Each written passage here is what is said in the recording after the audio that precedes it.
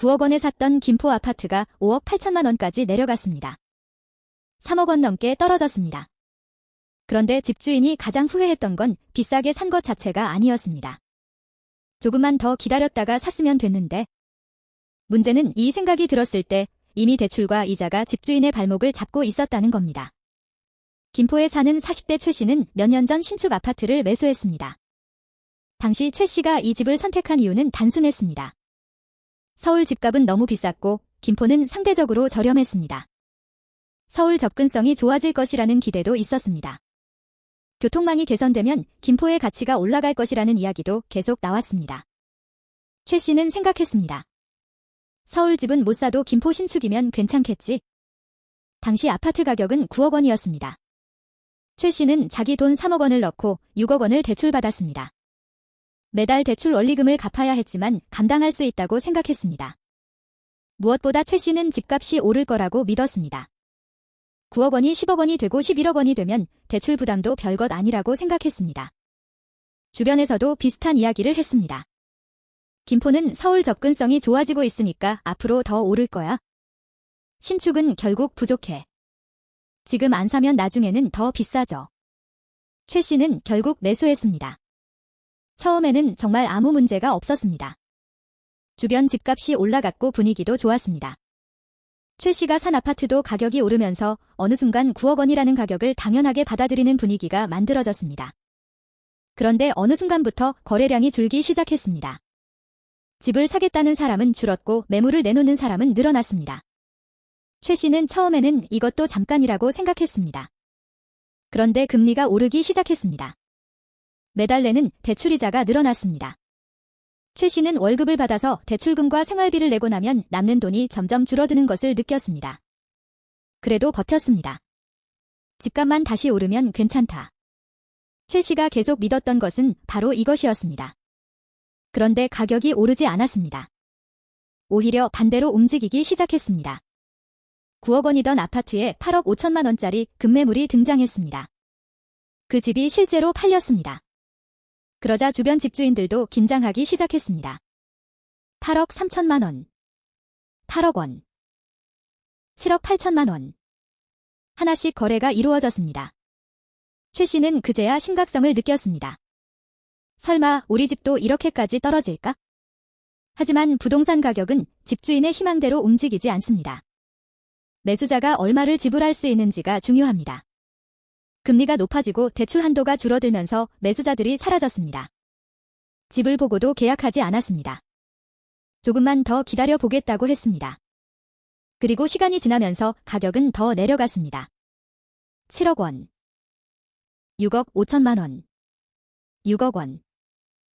결국 최 씨가 산 아파트는 5억 8천만 원 수준까지 내려갔다고 가정해 보겠습니다. 9억 원에 샀는데 5억 8천만 원입니다. 3억 2천만 원이 사라졌습니다.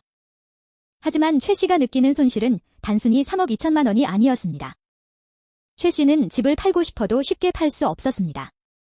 대출이 6억 원이나 남아있었기 때문입니다. 집을 5억 8천만 원에 팔면 대출금도 전부 갚지 못합니다. 집을 팔았는데도 은행에 돈을 더 줘야 하는 상황이 되는 겁니다. 결국 최 씨는 집을 가지고 있을 수밖에 없었습니다. 그런데 여기서 또 다른 문제가 발생합니다. 최 씨는 매달 대출 원리금을 계속 내야 합니다. 집값은 내려갔는데 이자 부담은 그대로입니다. 집값이 떨어지면 대출금도 같이 떨어질 것 같지만 그렇지 않습니다. 집값은 시장 상황에 따라 움직입니다. 하지만 은행에서 빌린 돈은 계약한 금액만큼 갚아야 합니다.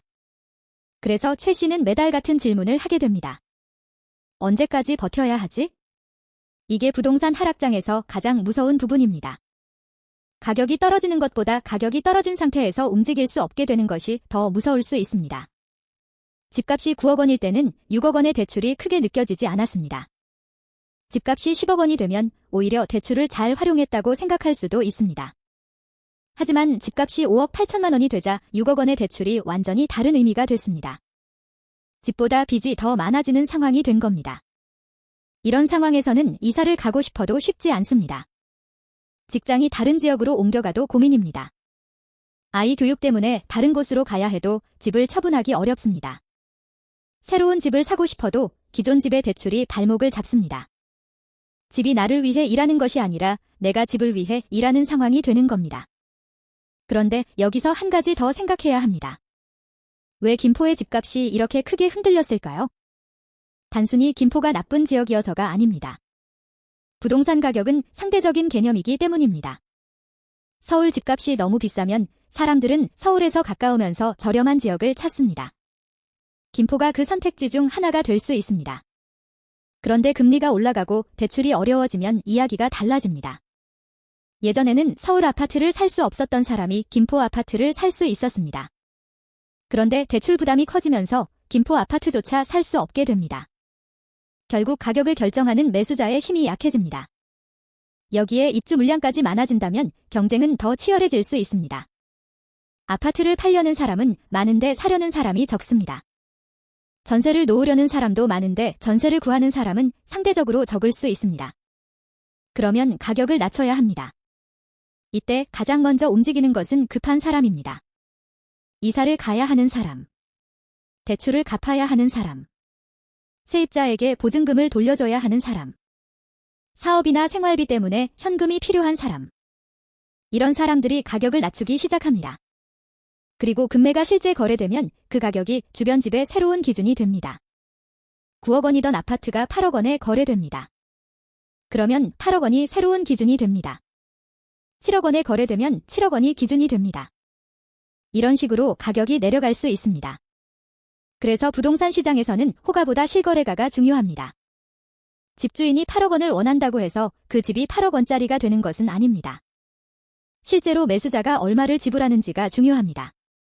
최 씨가 이 사실을 깨달았을 때는 이미 가격이 많이 떨어진 뒤였습니다. 처음 9억 원의 집을 샀을 때는 주변에서 부러워했습니다. 그런데 5억 원대가 되자 주변 사람들의 반응도 달라졌습니다. 그래도 언젠가는 다시 오르겠지? 하지만 최 씨에게는 이 말이 별로 위로가 되지 않았습니다. 언젠가 오르는 것과 내가 그때까지 버틸 수 있는 것은 완전히 다른 문제이기 때문입니다. 집값이 5억 8천만 원에서 다시 9억 원이 되려면 3억 원 이상 올라야 합니다. 그동안 최 씨는 계속 이자를 내야 합니다. 생활비도 내야 합니다. 아이 교육비도 들어갑니다. 예상하지 못한 지출도 생깁니다. 결국 집값의 방향보다 중요한 것은 현금 흐름입니다. 그래서 부동산을 살 때는 얼마나 오를까만 생각하면 안 됩니다. 안 오르면 어떻게 하지? 이 질문을 먼저 해야 합니다. 3년 동안 가격이 그대로라면 버틸 수 있는가? 5년 동안 가격이 움직이지 않아도 괜찮은가? 금리가 올라가도 감당할 수 있는가? 갑자기 직장을 옮기게 돼도 대출을 유지할 수 있는가? 이 질문에 답하지 않고 집값 상승만 기대하면 위험해질 수 있습니다. 특히 김포처럼 서울 접근성과 교통 개선에 대한 기대가 큰 지역은 호재가 가격에 미치는 영향도 큽니다. 문제는 기대감이 가격에 너무 빠르게 반영될 수 있다는 겁니다. 교통이 좋아질 것이라는 기대가 먼저 집값을 올립니다. 그런데 실제 교통 개선은 생각보다 오래 걸릴 수 있습니다. 그러면 가격은 미래를 미리 반영했는데 현실은 아직 따라오지 못하는 상황이 발생할 수 있습니다. 부동산은 미래를 사는 상품이기도 하지만 미래를 보장해주는 상품은 아닙니다. 김포의 미래가 좋아질 수 있습니다. 동탄의 미래도 좋아질 수 있습니다. 송도와 일산과 파주도 마찬가지입니다. 하지만 도시의 미래가 좋아진다고 해서 모든 아파트 가격이 항상 올라가는 것은 아닙니다. 같은 지역에서도 역과 가까운 집과 먼 집의 가격이 다르고 신축과 구축의 가격이 다릅니다. 대단지와 소규모 단지의 차이도 있습니다. 학군과 상권에 따라서도 가격이 달라집니다. 그래서 김포가 오른다라는 말보다 더 중요한 것은 김포의 어떤 집을 누가 왜 사는가입니다.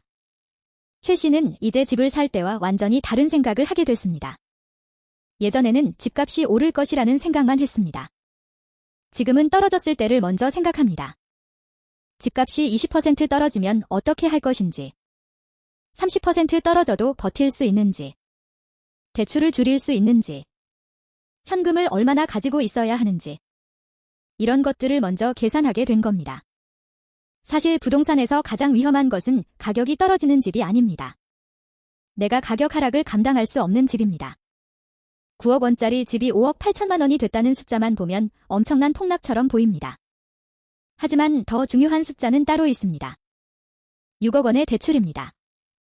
집값은 3억 2천만 원 떨어졌는데 대출금은 거의 그대로입니다. 그래서 부동산 시장이 상승할 때는 자산의 가격만 보지 말고 부채를 함께 봐야 합니다. 집값이 오르면 빚도 괜찮아 보입니다. 하지만 집값이 내려가면 빚의 무게가 갑자기 커집니다. 결국 집을 산다는 것은 집 한 채를 사는 것이 아닙니다. 그 집의 가격 변동을 내가 감당하겠다는 선택입니다. 오늘 9억 원짜리 집이 내일 5억 8천만 원이 될 수도 있다는 뜻이 아닙니다. 어떤 시장에서도 가격이 오를 것이라는 확신만 가지고 대출을 크게 늘리면 예상하지 못한 하락을 버티기 어려울 수 있다는 이야기입니다. 김포에서 시작된 이 이야기는 사실 전국 어디에서나 벌어질 수 있습니다. 평택도 그렇고 동탄도 그렇습니다. 송도도 그렇고 일산과 파주도 마찬가지입니다. 집값이 오를 때는 모두가 미래를 이야기합니다.